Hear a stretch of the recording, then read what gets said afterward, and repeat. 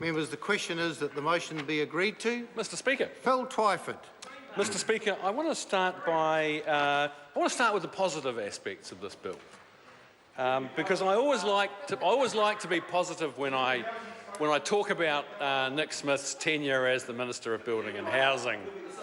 So let's look at the good things about this bill. So the first thing I think that has to be said and acknowledged is that smoke alarms will be in place in 500,000 rental properties as a result of this bill. Now, that's a good thing, and I won't argue with that at all. This bill does contain some insulation standards, and we'll talk some more about those standards in the course of this contribution, but it's a good thing that there are insulation standards in this bill.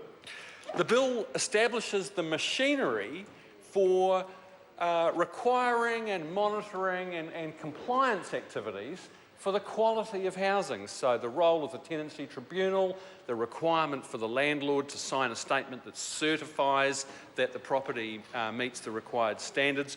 All of those things are useful and in fact will be helpful when Andrew Little's Healthy Homes Guarantee Bill is passed, and we need that machinery there to implement decent standards. So, sir, that's why we're voting for this bill. Labor members voting for this bill, because it is something, it's at least something, it's just not enough, Mr. Speaker. And the second thing I want to say is that this issue of healthy homes is so important. Otago University's most recent calculations is that New Zealand is hospitalising 50,000 children every year, hospitalised primarily because of cold, damp, mouldy homes and the toxic cocktail of poverty and overcrowding in poor quality homes. An estimated 15 children a year are dying needless deaths because of the poor quality of New Zealand housing. Generations of young New Zealanders, their lungs permanently scarred from bronchiectasis. We have some of the most shockingly high rates of rheumatic fever in any developed country, and that's because of poverty and poor quality housing. We often talk about these issues in relation to the kids, and that's right, we should be ashamed of the way that we are blighting the life chances of young New Zealanders because of poor quality homes. But sir, think about the old people as well. Think about the thousands and thousands of older New Zealanders all around this country, particularly in places like the Central North Island, in the colder parts of the South Island, where people stay in their pyjamas or in bed all day because they can't afford to heat their homes in winter. And it's a depressing, soul-destroying thing, and New Zealanders should not have to live in those conditions. This bill will be particularly important for children who are growing up in rental properties, and it needs to be said that 70% of children who are living below the poverty line live in rentals, both public and private. 53% of children who are living in poverty live in private rentals. Those are the kids who will benefit from this bill, but not enough. And they are the kids whose life chances could be so enhanced if this bill had decent standards. Mr. Speaker, I want to quote Dr. Russell Wills again in this debate, because he came to this Parliament and issued a damning indictment of Nick Smith's lack of ambition, this national government's lack of ambition in tackling what is probably one of the most pressing public health challenges that this country faces. Dr. Wills, the outgoing Children's Commissioner, came to the Parliament and said, "The government made a promise to New Zealand children. We will make your house healthy."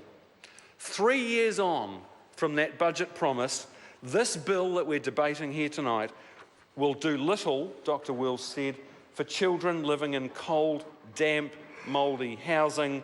He said it's a wasted opportunity and a broken promise to our children. And so that is our view here on the Labor benches. This is a wasted opportunity because Nick Smith is not ambitious for the children of this country who are growing up in cold, damp, mouldy homes.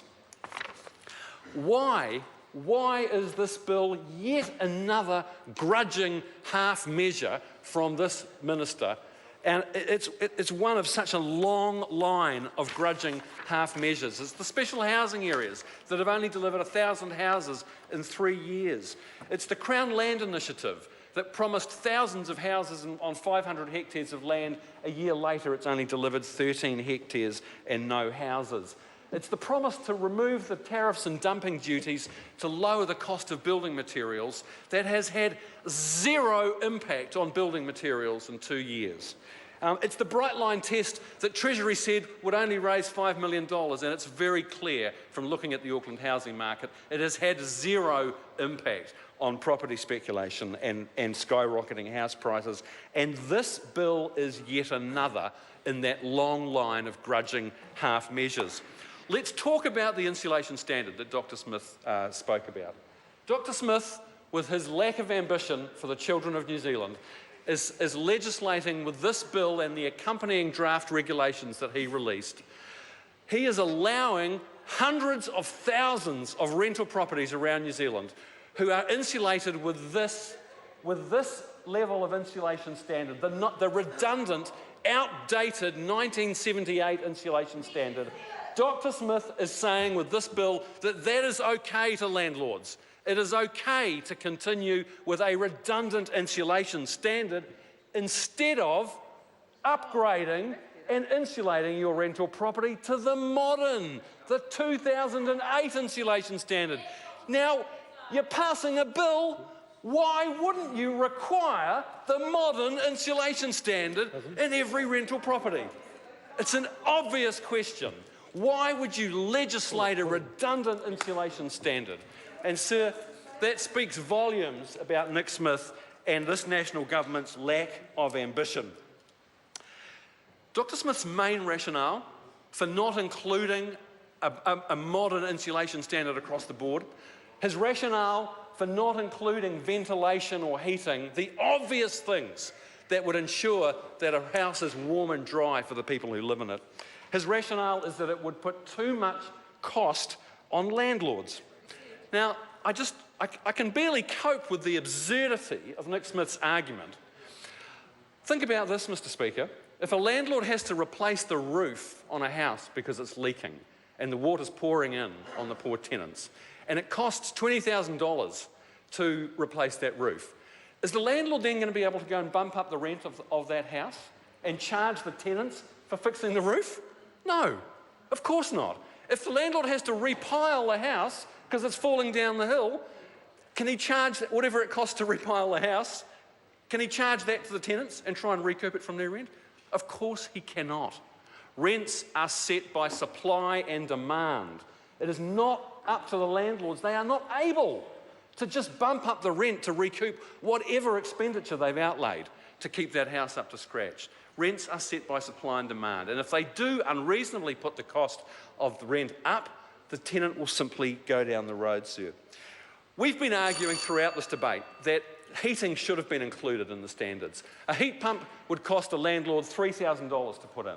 $3,000, that expense would have a lifetime of 15 years, which is about the average lifetime for a modern heat pump.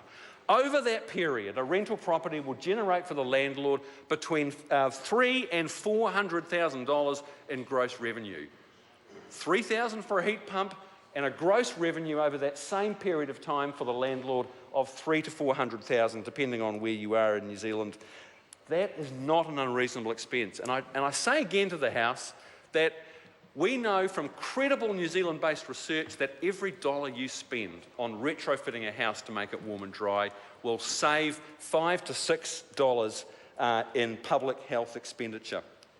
Sir, with this bill, Nick Smith is standing alongside, he is siding with slum landlords, the bottom end of the rental market, who are happy to rent out houses that are cold, damp and mouldy and are a risk to the tenants, to the health of their tenants. This Parliament will have the opportunity to vote for Andrew Little's bill very shortly, sir, again, and see it through this House. We will set decent standards for heating, ventilation and insulation, and we will ensure that every rental property in this country is warm and dry.